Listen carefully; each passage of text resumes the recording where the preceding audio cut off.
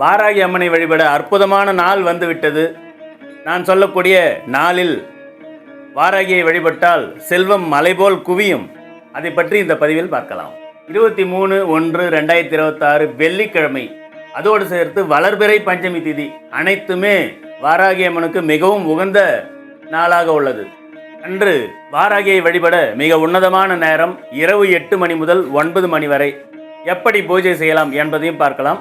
வாராகி அம்மன் படத்தை சுத்தம் செய்து மஞ்சள் குங்குமம் பொட்டு வைத்து சிவப்பு நிற மலர்களால் அலங்கரிக்க வேண்டும். நெய் தீபம் ஏற்றி வைக்க வேண்டும்.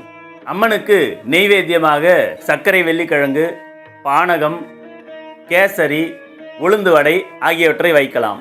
பிறகு நீங்கள் வடக்கு நோக்கி அமர்ந்தவாறு நான் சொல்லக்கூடிய இந்த மந்திரத்தை சொல்லுங்கள்.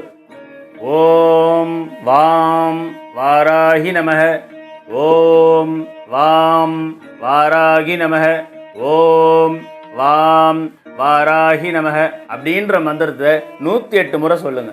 சொல்லி நம்ம அந்த பூஜையை இனிதே நிறைவு செய்து கொள்ளலாம்.